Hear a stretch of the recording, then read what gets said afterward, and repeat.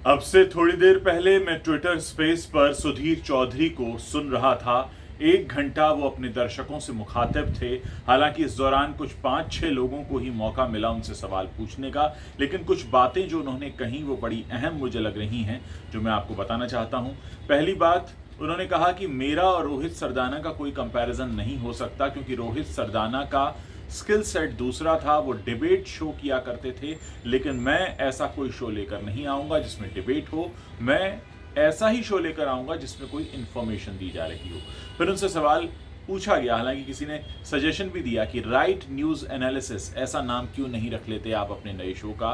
तो उन्होंने कहा कि देखिए, जो भी मेरा नया शो होगा वो पिछले शो यानी डीएनए से बिल्कुल अलग होगा, उसका नाम भी अलग होगा, उससे कहीं बेहतर होगा। हमने जो वहाँ पे सीखा है उससे कुछ और बेहतर हम लेकर आएंगे। वो ये भी बोले कि 2013 में नाम रखा गया था डीएनए का, अब हम 2022 में हैं, तो जाहिर है कि बहुत कुछ अब बदल चुका है। तो नए और बदले हुए ज़माने के साथ ये शो आएगा। उन्होंने कहा कि हमने नाम के सजेशन भी मांगे हैं, एक व्हाट्सएप नंबर भी हमने दिया है, उस पर हमें 1 लाख से ज़्यादा सजेशंस मिले हैं।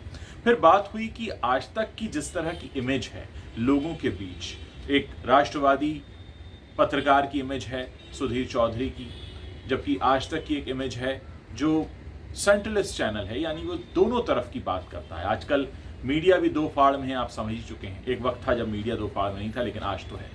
इस पर उन्होंने यही कहा कि जितने भी हमारे न्यूज़ एंकर्स हैं आज तक के, वो अलग अलग विचारधारा की तरफ से सवाल पूछते हैं। यानी इस बातचीत में एक बात ये भी निकल कर आई, हालांकि इसका फोकस नहीं थी, लेकिन बाई प्रोडक्ट भी होते हैं कई बातचीत के, कि आज तक अब एक ऐसा चैनल के रूप में खुद को पेश कर रहा है जहां हर वर्ग की आवाज़ सुनी जा रही है। कुछ एंकर हैं जो राइट विंग की आवाज़ सुनते हैं और उस तरफ से सवाल पूछते हैं, कुछ ऐसे हैं जो सेंट्रलिस्ट हैं, कुछ ऐसे हैं जो लेफ्ट की तरफ से सुनते हैं, पूछते हैं। हालांकि ऑफिशियली डिक्लेयर नहीं किया गया, लेकिन इस बातचीत से जो मुझे अंदाज़ा हुआ वो ये है कि वहाँ पर सबके लिए जगह है। सुधीर चौधरी से भी किसी ने पूछा कि भाई, आपकी जो इमेज है उसको तो बड़ा धक्का पहुँचेगा कि आप किस तरह की पत्रकारिता कर रहे थे। आज तक में एक सर्टेन तरह की पत्रकारिता होती है। इस पर उन्होंने कहा कि भाई, हमारा देश लोकतांत्रिक देश है, सभी विचारधारा के लोग यहाँ पर रहते हैं। 140 करोड़ लोग हैं इस देश में, तो 140 करोड़ राय भी हैं, और हर कोई राय बहादुर है, राय चौधरी है। खैर, इस बात से तो हम सभी इत्तेफाक रखते हैं कि हर किसी की अपनी एक अलग राय होती है। और उन्होंने सीधे तौर पर यही कहा कि मैं कोशिश यही करूंगा कि जिस तरह से मैं खबरों को समझाता था, मुद्दों को समझाता था, उसी तरह का ये शो होगा। इस शो में सिर्फ पॉलिटिक्स की बात नहीं होगी, जैसे कि हमारे घरों में हर वक्त पॉलिटिक्स डिस्कस नहीं होती है, पॉलिटिक्स के अलावा भी बहुत सी चीज़ें डिस्कस होती हैं। अगर हमारी इकॉनमी नीचे जा रही है, रुपया कमज़ोर हो रहा है, बेरोज़गारी है, जनसंख्या है, बीमारी है, तमाम बातें हैं। उन्होंने कहा कि जैसे डीएनए में चीज़ें डिस्कस होती थी, अलग अलग चीज़ें, उसी तरह से यहाँ भी होंगी। पूरा का पूरा एक फैमिली शो में लाने की पहल कर रहा हूँ। जिस तरह से हमने वहाँ पर सीखा, जो कमियाँ वहाँ रह गई, यहाँ कुछ नया होगा।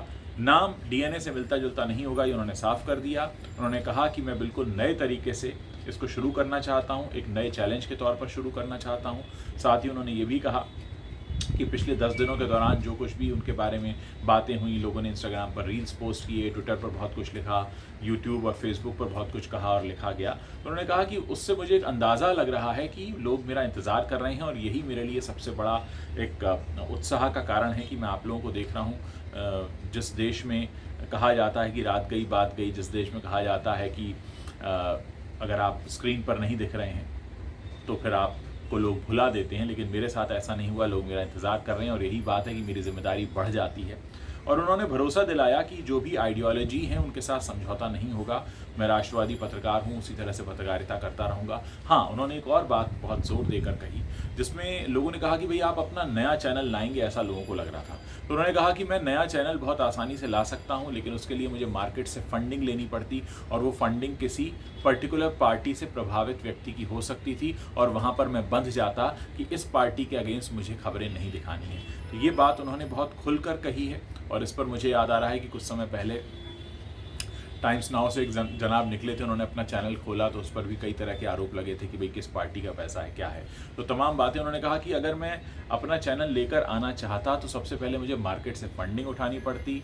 जिस जगह से मैं फंडिंग उठाता, मुझे उनको अब्लाइज करना पड़ता, उनके बारे में खबरें नहीं दिखा सकता था, और यहीं पर मेरे हाथ पांव बंध जाते, और इसीलिए मैंने कोशिश की कि मैं एक ऐसे प्लेटफॉर्म से जुड़ जाऊं जहां मुझे मेरा स्पेस भी मिले, मैं अपनी तरह से शो भी कर पाऊं, लेकिन साथ ही मेरे ऊपर कोई दबाव ना हो। हालांकि उन्होंने इस बात का इशारा भी दिया कि हो सकता है आने वाले समय में ऐसा कुछ हो भी जाए, कोई डिजिटल प्लेटफॉर्म आ जाए या कुछ भी आ जाए, लेकिन जब भी ऐसा होगा उसमें कोई 2 नंबर का पैसा नहीं लगा होगा। क्योंकि सबसे बड़ी बात यही होती है कि जब भी कोई आप सेटअप खड़ा करते हैं उसमें बहुत सारा पैसा चाहिए होता है, और ये जो बहुत सारा पैसा है वो किसी आपको व्यक्ति से लेना होता है, और जो जिस व्यक्ति से आप लेंगे तो जाहिर है कि फिर आपका उस पर दबाव भी बन जाता है। एक और बात जो मैं पूछना चाहता था लेकिन मुझे मौका नहीं मिला, लेकिन मैंने पूरा वार्तालाप सुना, कहीं ना कहीं एक बात जो आप लोगों के भी जहन में है कि अगर उन्हें ऐसा लगता है कि चैनल खड़ा करने के लिए बहुत सा पैसा चाहिए, और अगर वो किसी से पैसा लेते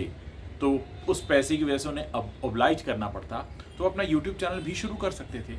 यूट्यूब चैनल क्यों शुरू नहीं किया, इसका जवाब अभी तक नहीं आया है निकल कर, क्योंकि सुधीर चौधरी के जो समकक्ष हैं कई सारे ऐसे पत्रकार हैं जो यूट्यूब चैनल शुरू कर चुके हैं, और यूट्यूब चैनल की सबसे बड़ी खूबसूरती ये है कि आपको यूट्यूब पर या फेसबुक पर, मैं दोनों ही सोशल मीडिया प्लेटफॉर्म की बात कर रहा हूँ, आपको कोई बड़ा इन्वेस्टमेंट नहीं करना होता है। आप एक टेबल रखिए, एक चेयर रखिए और आप अपनी बात कहना शुरू कर दीजिए। आज तक में ये है कि उनको टीम सपोर्ट मिल जाएगा, बहुत सारे इनपुट्स चाहिए होते हैं। एक और बात उन्होंने कहा, और वो उस पर मैं भी अग्री करता हूँ, कि आजकल बहुत सारे सोर्सेज हो गए हमें खबरें देने के, तो खबरें दे देना, मिल जाना कोई बड़ी बात नहीं है। बड़ी बात यह है कि उनको सही तरीके से समझा पाना, और उन्होंने कहा कि मैं यही काम करता रहूँगा, लोगों को मैं समझाना चाहता हूँ ठीक वैसे ही जैसे मैं डीएनए में खबरें समझाता था, मेरे नए शो में भी मैं खबरें समझा रहा हूँगा। तो वो मेरी यूएसपी है, मैं उस जोन में ही रहना चाहता हूँ। तो पहली बात उन्होंने इसको सिरे से नकार दिया कि रोहित सरदाना से मेरा कंपैरिजन मत कीजिए, बहुत अच्छे जर्नलिस्ट थे वो, लेकिन उनका स्किल सेट दूसरा था। मैं अपना चैनल इसलिए लेकर नहीं आ रहा हूँ क्योंकि मुझे किसी से पैसा लेना पड़ता, और जिससे पैसा लेता उसे ओब्लाइज करना पड़ता, और इसलिए मुझे आज तक एक ठीक ठाक जगह लगती है जहाँ पर मैं अपनी बात कह सकता हूँ। साथ ही उन्होंने ये भी कहा कि सोशल मीडिया के जरिए उन्होंने पिछले 10 दिन में जाना है कि लोग उनका इंतजार कर रहे हैं, और लोग उनकी कौन सी बातें मिस करते हैं वहीं से नोट डाउन करके वो वैसा ही शो लेकर आना चाहेंगे। शो का नाम अभी तक डिसाइडेड नहीं है। एक व्हाट्सएप नंबर ज़रूर उन्होंने कहा है कि आप इस व्हाट्सएप नंबर पर अपने सजेशन भेज सकते हैं, लेकिन उन्होंने इसी ट्विटर स्पेस में ये भी कहा कि मेरे पास 1 लाख से ज़्यादा नाम आ चुके हैं और आ रहे हैं, तो मैं नहीं जानता कि मैं कितने वो सारे मैसेजेस पढ़ पाऊँगा, देख पाऊँगा। ज़ाहिर है 1 लाख नामों को पढ़ना अपने आप में एक टास्क है, और इतना उन्होंने बता दिया कि डीएनए से मिलता जुलता नाम नहीं होगा। बहरहाल इंतज़ार है सुधीर चौधरी के नए शो का, और जिस तरह से लोग ट्विटर स्पेस पर जुड़े थे, जिस वक्त मैं जुड़ा हुआ था, मैं देख रहा था करीब 5000 के आसपास लोग जुड़े हुए थे। ट्विटर स्पेस पर 5000 लोगों को जोड़ना अपने आप में एक बड़ी बात है। तो इतना तो साबित होता है कि सुधीर चौधरी का लोग इंतज़ार कर रहे हैं। अब सुधीर चौधरी जब शो लेकर आएंगे तो उस शो का कितना इंतज़ार होगा। एक मोहतरमा तो वहाँ आई थी, उन्होंने सीधे तौर पर कहा कि हम आपको 1 महीने जो है टेस्ट करेंगे, तब हम आपको बताएंगे हमें आपका शो कैसा लगा। और इस बात पर भी सुधीर ने यही कहा कि आपका हुक्म सर आँखों पर, आपके लिए ही हम लेकर आते हैं, और अक्सर आप हमारी कुछ बातों को पसंद नहीं करते तो फिर हम उनको सुधार करते हैं, उसको फिर से ठीक करते हैं। लेकिन इस वीडियो को मैं ख़त्म करूं उससे पहले मैं एक बात कहना चाहूँगा। मुझे ऐसा लगता है कि आज तक अब एक ऐसा प्लेटफॉर्म बनता जा रहा है जहां हर तरह का एक नुमाइंदगी हो रही है, चाहे उनके कोई भी एंकर्स हों, हर कोई किसी न किसी एक विचारधारा का नुमाइंदा बनकर वहाँ बैठा है, ताकि ये जो न्यूज़ का बिजनेस है ये ठीक ठाक चलता रहे। आप लोग इस बारे में क्या सोचते हैं मुझे बताइएगा, क्योंकि आप लोगों की राय भी मेरे लिए बहुत अहम है।